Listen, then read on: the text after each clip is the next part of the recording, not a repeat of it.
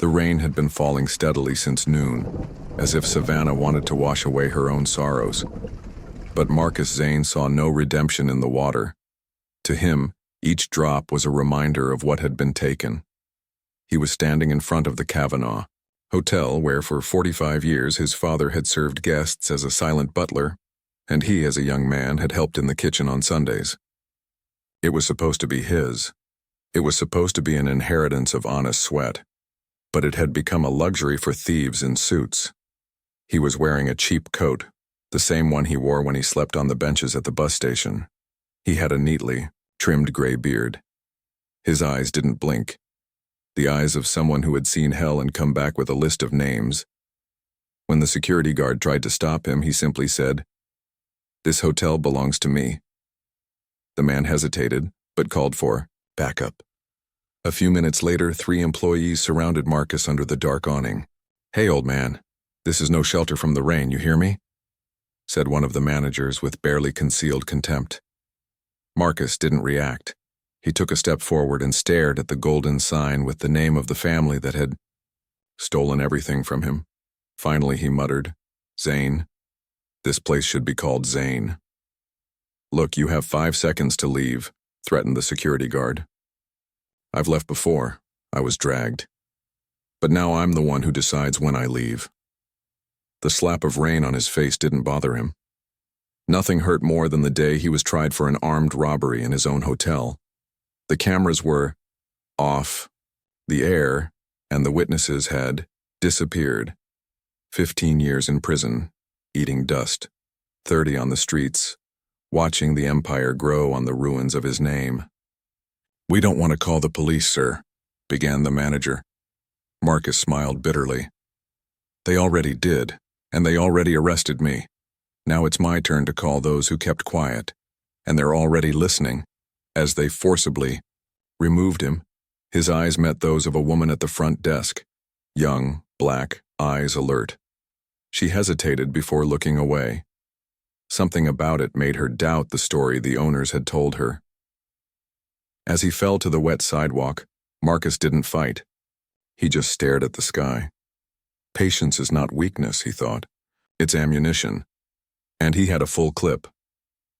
On the 8th floor of the Kavanaugh Hotel, where the carpet absorbed secrets and the chandelier glittered falsely like the family's moral code, Deborah Kavanaugh stared at the mirror in the private bathroom of the presidential suite. "He's back," she murmured, never taking her eyes off her own reflection. Louis Kavanaugh, her older brother, entered without knocking, his linen shirt open at the chest, smelling of whiskey and resentment. "Who's back?" She turned slowly, her tone cold.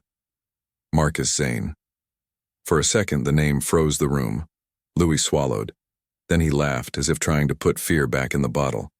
He must be old, crazy, a bum. He didn't seem crazy. "Are you kidding? This guy disappeared for decades. He showed up now thinking he's entitled to something?" Louis approached the window, looking at the rain that slid like morning on the glass. "You know what our father did to him. Our father did what he had to do to keep the hotel. The world was different then." "No, the world was dirty, and we're still swimming in the same mud." Louis turned around, irritated. "Whose side are you on, Deb?" She sighed, crossing her arms. Deborah had never easily swallowed the family's official version. As a teenager, she had heard hushed conversations, envelopes exchanged, lies that smelled of mold. And now, seeing Marcus being thrown out onto the street like trash, something inside her burned.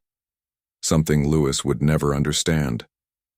"You saw how he looked at the facade, Lou? That was his. We built this on his bones. And what do you want? To give him back the key? To say, 'Sorry, take your legacy'? I want to understand why everything always has to bleed before it can be resolved." Louis didn't answer. He walked over to the minibar and poured 2 fingers of whiskey. He drank in silence. Downstairs in the staff room, Samuel Hodge was wiping down the counter. A former veteran, a skilled cook, his eyes saw more than they let on. The rumor was already going around. A crazy old man showed up saying the hotel was his. Samuel, however, knew that name and that story. Zane, he murmured, as if he had heard an old echo. In 1962, he had seen Marcus come in through the back door with a briefcase full of architectural plans. He had a dream of modernizing the hotel, making room for new black talent, creating a luxury space run by people like him. It was bold, it was dangerous, and so it was destroyed. Samuel dried his hands and looked at his watch. It was time to leave. But that night, instead of going straight home, he walked to the side alley where Marcus had been thrown hours before. All he found was a folded piece of paper stuck to the post, soaked with rain. It was still read, "I did not come to steal back. I came to remember what is mine." Samuel took a deep breath. Then he laughed softly. "So you really are back, Marcus." At the private hospital in Savannah, Edwin Kavanaugh, the patriarch, was breathing with the help of machines. The tubes snaked like dry roots around his withered body. His eyes had not opened for days, but for a brief moment, a tear ran down the left corner. No one saw it, but the past, that one thing, never closes its eyes. The iron of the old bridge trembled under Marcus's heavy footsteps. The rain from the night before still dripped on the beams, as if the world had not finished crying. Below, the Savannah River ran thick and dark, carrying stories no one dared tell aloud. It was there 29 years ago that Marcus promised himself, if he survived prison, he would return, and he would not leave without a name, without justice, without a legacy. Augusta State Prison, 1963. Damp cells, muffled screams, rats more trustworthy than guards. Marcus Zane entered with the number 42,766 sewn into his chest. He left with an entire library in his head and an army of ghosts in his soul. He read everything they let him in: law, business, biographies of men who had fallen and risen without blood on their fists. He was no saint. But he was also not the devil the newspapers said. His only visit in 15 years was from a lawyer paid for by charity, who, after losing his appeal, disappeared like cigarette smoke. What kept him going? A simple phrase his father repeated every time he came home from work, tired and still, smiling. A man can lose everything but his word. Back in the present, Marcus entered the small rental apartment where Samuel was waiting for him. A simple table, 2 cups of coffee getting cold. An old record player played Nina Simone, as if she also carried some similar pain. "I thought you were just a ghost, Marcus," Samuel said without getting up. "What if you were? Then I'm talking to a ghost more stubborn than many living people." They both laughed, breaking years of silence. Marcus sat down. "Do they still lie, Sam?" "They lie even when they breathe." Marcus took a thick envelope out of his backpack. Inside were old documents, sketches of the original project for the hotel in his father's name, with forged signatures on the transfer records, and more, invoices for money laundering contracts from the 1960s. "Where did you get these?" "Some people owe favors. Others can't stand the lie any longer." Samuel leafed through the papers, whistling softly. "This might make noise." "I don't want noise," Marcus replied. "I want crack. I want everything they've built to start shaking inside, like that bridge." The next day, Lewis Kavanaugh woke up to the news. A local reporter had received documents implicating the company in old real estate scams. They weren't in the major newspapers yet, but the underground networks were already buzzing. "How come this just got out?" he shouted into the phone. In the hotel lobby, Deborah listened, motionless. It wasn't surprising. The real question was, how many more truths were still buried under the plush carpets? At the back door of the hotel, Marcus was waiting. Samuel opened the rusty grate and let him in. "Are you ready for the first crack?" the old cook asked. Marcus looked up. There was the window of the suite where Edwin Kavanaugh slept, hooked up to tubes. "I've been ready since the day they dragged me out of here like trash." He handed Samuel a small package, sealed, with a name. Deborah Kavanaugh. Delivered tomorrow. No mention of me. And what's in there? The beginning of truth. The package lay on the mahogany desk, untouched. Deborah looked at it as if she were facing an omen. The manila envelope had no return address, just her name handwritten in a script that seemed to whisper, "You're not going to get out of this clean." She took a deep breath, opened it. Inside was a single photo, a yellowed black and white photo of her father, Edwin Kavanaugh, in 1957, in a light-colored suit shaking hands with a young black man in front of the original hotel building. On the back of the photo, a note. Agreement signed, promise broken, cold blood. Deborah recognized the man next to her father. It was Marcus Zane's father, the true creator of the hotel. The man she had heard was just a loyal employee. And next to the photo, two contracts, one original, dated and signed by both of them, the hotel project in partnership, and another forged weeks later, transferring everything to Edwin under the claim of abandonment of the partnership. Deborah felt her throat dry. "My God," she whispered. She knew her father was strict, even cruel at times. But forgery? Deliberate theft of an inheritance?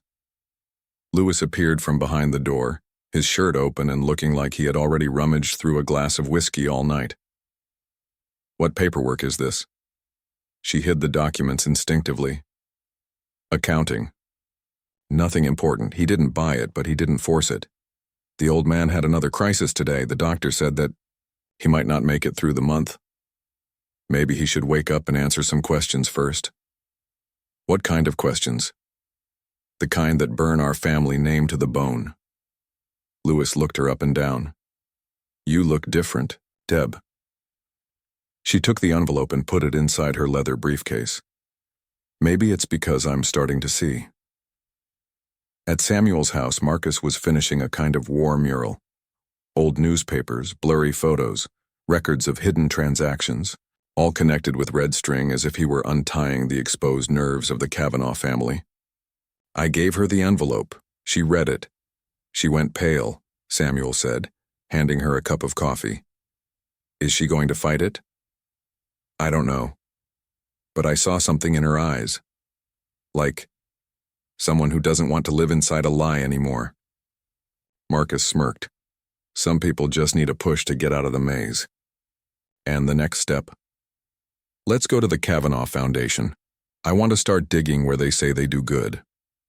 The Kavanaugh Foundation for Equal Education was the perfect showcase for decades of exclusion and misappropriation. They donated scholarships, but only to names nominated by political partners. They funded events but diverted half of the funds to shell companies. The next afternoon, an anonymous dossier appeared in the offices of a small local newspaper. It proved money laundering and rigging of school bids. On the cover of the dossier was a handwritten sentence. "Every tree that does not bear good fruit should be cut down by the roots." Deborah arrived at the hospital wing that evening. The nurse said that Edwin had been unresponsive all day, but as she sat down by his bedside, she noticed a subtle movement in her father's fingers. "You can still hear, right?" she said firmly. "Then listen to this. The man you destroyed is back. And I don't know if I should be on your side anymore." The heart monitor raced. Edwin didn't open his eyes, but he cried. For the second time. Deborah didn't cry back. She just whispered, "For once in my life, Dad, I think I'm going to do the right thing." The morning came heavy, stifling, as if the sky were choking on everything that hadn't yet been said. In the hotel's main office, Louis Kavanaugh was throwing ashes on the carpet, irritated by the call he'd just received. "More documents have been leaked. Now they're talking about the foundation. This is going to be a mess, Deb." "And maybe it has to be," she replied, leaning against the door, arms crossed, firm. "Have you completely lost your mind?" "No, I'm just starting to understand what we really inherited, a well-dressed lie." Louis slammed his fist on the table. "You don't understand how the world works.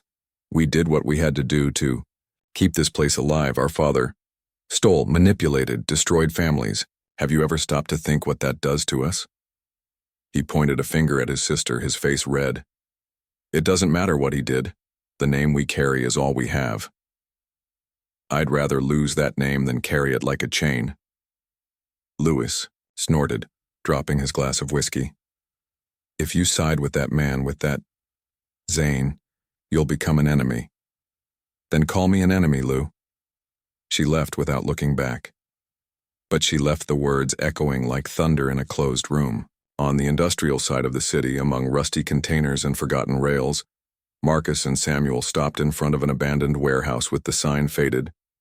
Kavanaugh Storage, Private Archive. Are you sure this is it? Samuel murmured. I am. Samuel opened the lock with the skill of someone who has lived through war. The door creaked like a secret trying to escape. Inside, dust and shadows. Piles of cardboard boxes, furniture covered with sheets, locked cabinets. Marcus walked around as if he were searching for bones in the ground. Finally, he found what he wanted. An old drawer with a faded label. 1971, Zane, Kavanaugh merger. Inside, erased documents, omitted testimonies, and a series of Polaroid photos. A young Marcus handcuffed being escorted out of the hotel. In the background, Edwin smiled discreetly. Samuel held up one of the photos. They documented their own crime. With pride, Marcus replied, his voice cold. Beneath the photos, an old tape recorder with a tape still in it. Marcus put it to his ear and pressed play. The voice was unmistakable. Make him look dangerous. Destroy his name. What matters is the title deed. The rest is scenery. Edwin Kavanaugh. Marcus turned off the recorder and stood still.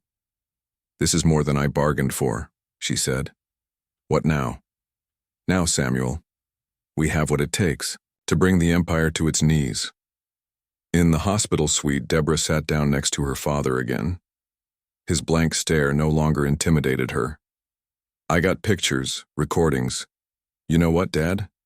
I got a conscience. You taught me to fight for power, but never for truth. She pulled a small portable radio from her bag and pressed play. Edwin's voice filled the room. Make him look dangerous. The old man's eyes moved. A sob escaped his throat. But she hung up before he could try to justify himself. Sometimes justice comes late, but it does. She stood up. And I'm going to make sure it does. The morning news was hurriedly reporting. Investigations opened against the Kavanaugh Foundation and possible irregularities in the construction of public schools between 1968 and 1974. Marcus turned off the radio. The pieces were falling like dominoes in perfect alignment. But not everything was falling at the right pace. Samuel entered the room with a serious face. We have a problem. Tell me. An employee was fired today. Beautiful. Young. She was on the Foundation's archives team. They said she facilitated the leak.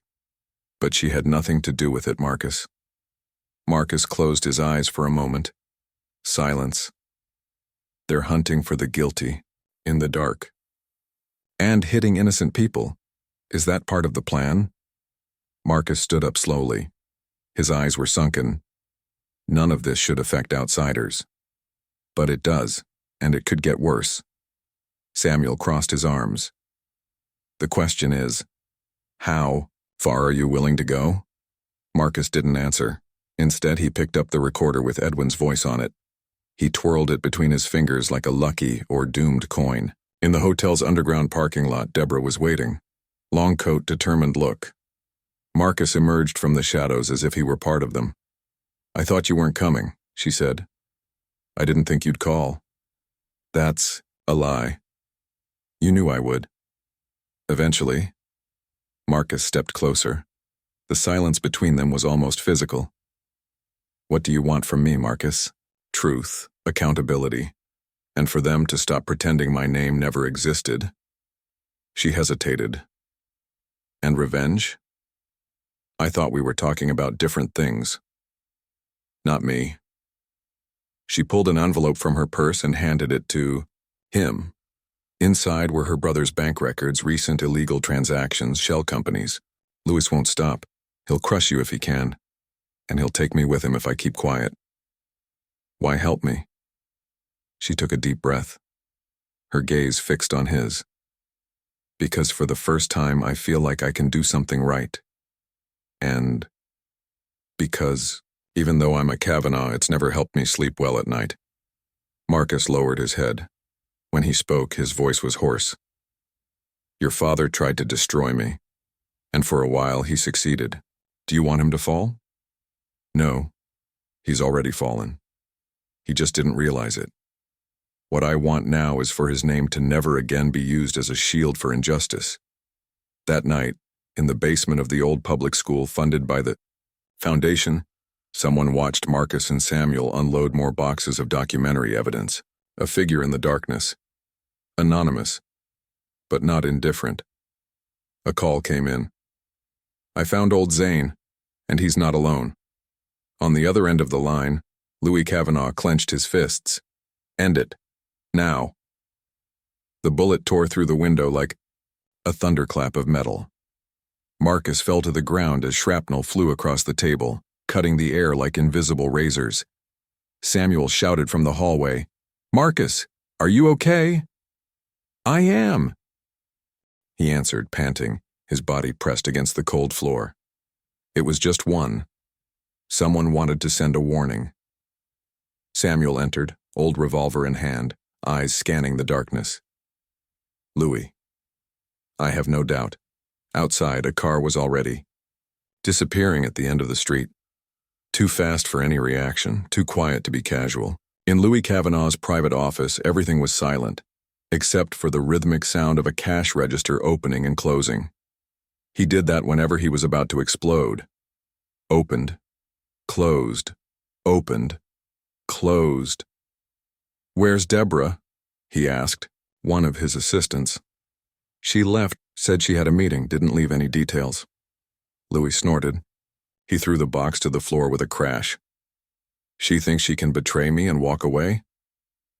In the corner of the room, a tall man in a leather jacket and empty eyes crossed his arms. Old Zane's still breathing. But not for long, if you want me to finish. Louis approached and placed a wad of bills on the table. Make it look like an accident, but make sure he never talks about it again. Deborah Kavanaugh, on the other hand, entered an auditorium at the Savannah Community Center in front of cameras, journalists, and an audience full of curious onlookers and local residents. At the podium, she adjusted the microphone. Her voice came out firm, without hesitation. Good evening. My name is Deborah Kavanaugh, and today I do not speak as the heiress of a powerful family. I speak as someone who has discovered truths that she can no longer ignore. Murmurs, flashes, curiosity. For decades, our family has benefited from illegal, racist, and inhumane practices. Today, I bring you documents that prove the forgery of property, the misappropriation of public funds, and engineered persecutions. Everything recorded, and everything delivered to the Department of Justice. The audience exploded with voices, some in disbelief, others in support. She continued, and I also want to say this, looking Marcus Zane in the eye. If he's listening, you're right. But let that reason not be lost in hatred, because justice, when it dresses up as revenge, only changes the name of the tragedy. Marcus heard everything on the small TV in Samuel's kitchen. When she finished speaking, he turned off the set. He remained silent. Does this change everything? Samuel asked. It changes the board, but the game isn't over yet. What are you going to do now? Marcus stood up, his eyes firm and a new weight on his shoulders. Now I need to decide if I want to end this war or save what can still be saved. In the dead of night, as she walked to her car, Deborah felt the air change. A headlight suddenly turned on, blinding her vision. A man approached silently. She didn't see his face, but she heard the metallic sound of something being pulled out. And then, everything went white. The night in Savannah was cut by sirens and red lights reflected in the windows. Samuel pulled over 2 blocks from the hotel, his eyes fixed on the smoke that rose slowly and cruelly into the dark sky. They set fire to the community center, he said softly. Marcus didn't answer right away. He watched the fire, but he saw beyond the flames, the faces of the victims, the dreams that had been nurtured there. And now, everything was in ashes. Was she inside? They still don't know. They said Deborah left minutes before the explosion, but no one has seen her since. It was Louis. Of course, but he won't admit it. And now he has an alibi. He's on TV saying that the tragedy was an attack on democracy. Marcus closed his eyes. When he opened them, there was a different glow in them. Less anger, more pain. All this for trying to tell the truth. In a warehouse on the west side of the city, Deborah woke up with difficulty. Her hands were tied. Her mouth was dry. The smell of gasoline and mold filled her nose. The fluorescent light flickered in the cracked ceiling. A fan spun lazily, as if mocking the urgency of the situation. On the wall, a ripped-down picture showed a square of dirt. She didn't cry, didn't scream. She just stood there silently listening to footsteps in the distance. Muffled voices. One of them, familiar. We won't hurt her, unless Zane keeps talking. He won't stop, you know that. Then she's our currency. The next day, Marcus showed up at Louis's door. He was wearing the same worn-out coat. He had the eyes of someone who hasn't slept and doesn't forgive. Louis appeared in the hallway, trying to keep his composure. I thought we'd only see each other in court. Where's your sister? Funny, I thought you knew. Marcus stepped forward. I want Deborah back, safely, or I'll take it all away. Her name, her fortune, her memory. Louis smiled coldly. You think you're the hero of this story, but you're just another old man full of grudges. I used to be the man who wanted to destroy everything with his hands, but now I understand. Revenge consumes what it touches, even the one who carries it. So you're going to give up? No, I'm going to do what's right, even if it costs me my victory. Marcus tossed an envelope on the floor between them. Inside was the final piece of evidence. Invoices, illegal transfers, recordings, enough to bury the Kavanaugh empire and take Louis with it. You have until the end of the day to bring Deborah back, or I'll turn this over to the prosecutor. Hours later, an anonymous note was left in Samuel's mailbox. She's alive. Warehouse 42, Osborne Avenue. But come alone. Samuel showed Marcus the paper. It's a trap. I know. And yet you will? Because she gave me the truth. Now I give you the choice back. As Marcus carried Edwin's tape recorder in his pocket, he heard that voice again, make him look dangerous. And in that moment he realized that's exactly what he had become. But there was still time to be something else, someone better. Warehouse 42 was at the end of Osborne Avenue, surrounded by rubble, tall grass, and silence. The kind of place where secrets are hidden, or bodies. Samuel parked the van a block away. Marcus opened the door slowly. Edwin's tape recorder in his pocket, the envelope with the evidence in his left hand and a piece of his soul in his right. If I'm not out in 20 minutes, Marcus said, you'll take this straight to the prosecutor. Marcus, promise. Samuel nodded, eyes watering. Go with faith, but come back alive. The warehouse was cold, damp, and smelled of old fear. Marcus went in alone. The door creaked like a sentence. Inside, in the dim light of a hanging lamp, Deborah sat, tied up but conscious, bruised but alive. And in front of her, with a pistol in his hand, was Louis Kavanaugh. It's always been you, right? Louis said, unsmiling. Since that day, the kid who served lemonade on the patio and dreamed of owning the world. I didn't want the world, Louis. Just what was rightfully ours. Right? Right is what you can keep when the blood dries. The rest is cheap poetry. Then let's cut the poetry. Marcus threw the envelope to the floor. Louis kicked it dismissively. That won't stop me. But it might stop the lying. Louis stepped closer. I lost everything because of you. My name, my sister, my empire. You lost that because you built it all on injustice. I just lifted the rug. Louis raised the gun. You think you won? I didn't come to win, I came to free. Marcus took the tape recorder out of his pocket and pressed play. Make him look dangerous, destroy his name. Edwin's voice echoed in the warehouse like a final sentence. Deborah cried. Louis trembled. For a second, his hand wavered. Marcus stepped forward unarmed. Shoot if you want, but know that after that it's all over, even for you. Louis hesitated, his finger on the trigger. And then, a shot. But not from Louis. Samuel, from the entrance to the warehouse, his gun shaking in his hands, had fired. The shot hit Louis in the shoulder, throwing him against the crates behind. Marcus ran to Deborah, untied her, checked her wounds. Louis groaned, lying there bloody. You shouldn't have come back, he murmured. Marcus knelt beside her. I came back because someone needed to break this cycle. Louis looked up, for the first time, without arrogance. Just tiredness.